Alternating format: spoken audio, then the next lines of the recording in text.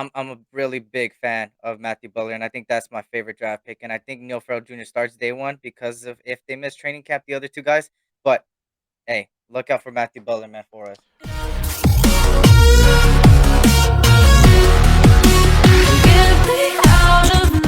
You guys picked up some running backs. You guys picked up, some defensive players, offensive players. So, um, who was your favorite draft pick or draft picks from this year's draft?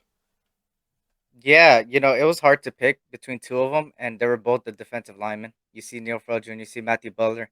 I'm a big Neil Mhm. Farrell Jr. fan from LSU, but when I started seeing a little bit more, because even after the draft, right, I still go back and I try to break it down even more, watching tape over and over, because I feel like if you watch it over and over, you'll see the little things, right? Mhm. I think Matthew Butler has a higher potential from Tennessee, the 6'4" guy. I think he's my favorite draft pick after all. At first, it was Neil, but then now it's Matthew Butler. Just alone in 10 games in the 2020 season, posted 43 tackles, 3 tackles for loss, 2 sacks. And in 2021, he set career highs throughout 47 tackles, 8.5 for loss, 5 sacks. And, in just 13 games and 12 starts, I mean, Matthew Butler shows me a lot of both playing the run and getting into that backfield a lot. Bringing him into a defensive line room that you bring in people like Bilal Nichols that I think it's one of the most underrated signings we had um, from Chicago. He played as a nose tackle, played as a D tackle. The guy was phenomenal. He's a pass rushing D tackle, in my opinion, and having Matthew Butler under him is only sky's the limit. I think Neil Farrell Jr. starts though at nose tackle. I think he would be utilized as a nose tackle, especially with two of our defensive linemen right now kind of hurt, and I don't know if they're gonna be ready for week one. And I don't want to put somebody that's gonna miss training camp. Training camp's right around the corner, so I'm not gonna judge till then. But if they miss training camp, you got to put one of the young studs, man, and have them come out there because at the end of the day, you do have Chandler Jones and Max Crosby coming from the edge. That's gonna help you a lot in getting one-on-ones. And I think Neil Farrell Jr. has high hopes, but Matthew Butler, man, that boy's a stud. I always said this, and I was the same thing with Baylor boys, and Coach could back me up on this. I always said, don't sleep on them Tennessee boys either. I Yeah. liked everywhere from K the offensive guard. I believe his name is May what's his name? Oh Dylan God, Parnham. no, no, no, the guard from Tennessee. Cade, oh, I His forgot his name name. escapes me.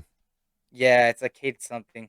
And then seeing Velus Jones Jr. Tennessee brought some really good talent to the draft, and Matthew Butler is another one. So my favorite draft pick overall was Matthew Butler. Ked Mays, there we go. Thank you, Sora. Yeah. Yeah, Kid Mays. So I'm a really big fan of Matthew Butler, and I think that's my favorite draft pick. And I think Neil Farrell Jr. starts day one because of if they miss training camp, the other two guys. But hey, look out for Matthew Butler, man, for us. Well, what do you think about the two running backs? You got Zamir White and you got Britton Brown, who was kind of a Yeah, journeyman. I mean, he was a 6 year senior. Well, technically, when you look at everything with UCLA, they still have him on there just in case he didn't get drafted as a 6 year senior, but he was a 5th year senior. hmm Um, and then you have Zamir White, who him and James Cook were splitting carries with with Georgia last year. You have somebody like Britton Brown, who was averaging 5.6 yards a carry, with UCLA. Also a transfer from Duke. He played 3 years at Duke and 2 years at UCLA. And then you have, of course, Zamir White, who finished out his career with Georgia yeah, Bulldogs. So, what do you think about those two? It seems like Britton Brown didn't have a lot of tread on the tires just because he's been bounced around and not really having a number one spot. So, I'm kind of yeah, curious of why you think they chose him, but it's kind of obvious why you guys chose yeah. Zamir White playing in the SEC. So yeah, I'll talk about Zamir White after. I think I'm gonna start off with Brendan Brown. People always say, "Hey, SC, you're being a little biased because you're a USC fan. That's why you don't like him because he's a UCLA guy." Okay, first of all, our best offensive tackle is a UCLA guy, and Colton Miller. I love him a lot, man. And None of that I'm stuff not matters when they biased. get drafted. Yeah. So when you really look at Brendan Brown, I'm looking to myself that why are we bringing him in? Like I didn't, it was a seventh round pick, so of course a lot of people say it's a seventh round, no biggie. But there was still some notable running backs still out there that I'm surprised even became a UDFA. I'm a big fan of Abram Smith from Baylor. I mean, that guy was somebody that I really wanted. But Mm-hmm. then when I really break it down and see Britton Brown the way he played and the way Zamir White played, and then looking at all the running backs we brought from free agency, Amir Abdullah and Brandon Bolden, all these guys, they have something in common, and that's because a lot of them are power backs.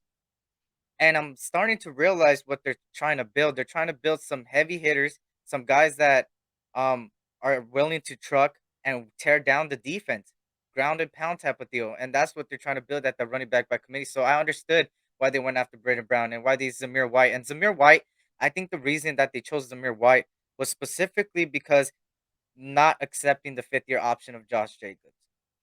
And when you look at Zamir White, he's very, very, you can see a little bit similarities between him and Josh Jacobs. The only difference is Mm-hmm. that Zamir White has a little bit of the breakaway speed than Josh Jacobs, a little bit Absolutely. more speed. So when you look at Zamir White, he's got a journey, man. I think his story, oh my, when I first heard it, it hit me in the gut because it's like tore his ACL multiple times, injuries after injuries. It seems The that seems to guy, be the case for, yeah, if you play at Georgia, Nick Chubb had to go through it. Tyler Gurley had to go through it. Zamir White had to go through it. It's something and about they're all good running players. backs. Yeah, somebody. It's something about tearing their knees up at Georgia, man. It's so weird. Yeah. Facts. And that's the thing with Samir White, man. And me, I love the story and all. I love seeing stories like that, coming out of from the bottom to up, fighting, going from tearing his ACL multiple times to starting on a national championship team is phenomenal. Sharing the snaps, of course, like you said. Um, but Zamir White, I like to look at his tape a lot, and I like rewatching. I'm like, bro, if Josh Jacobs doesn't get re-signed or anything, this is the new starter, in my opinion. I mean, he's a baller. I liked Isaiah Spiller a little bit more, and he was on the board at the time when we traded up. But hey, I like Zamir White as well. So when Mm-hmm. looking at it, I like the two running backs. I mean, I see what they're building. Like I said, it's a bunch of physical guys, um, that are gonna hit you and Death hit the pieces. defense and wear them out. And it's a running back by committee after all. So that's gonna be interesting to see how they play them. And I like it. I'm all for it. I'm not sure if you've heard me say this, but I've said this time and time again. You're only as good as your positional group and how deep they are. The people that tend to have the best success, their positional groups are really really deep. Just look at the history of, and you rarely ever find just like a diamond in the rough. Like, for Yeah. example, a lot of people don't like it because a lot of our fans are from the NFC East. But say what you want about Terry McLaurin, I Oh, have him in scary my Terry. I have him in my top five, but you have to think about the situation he's in. Not a deep positional room with wide receivers. I know they brought in Curtis Samuel, but the dude's been hurt. Logan Thomas got hurt. Different quarterback almost damn every single week. Ron Rivera is the most overrated coach out there right now. If you really look at his record, he's lost more games than he's had more losing seasons than he's had winning season, and it's not even close.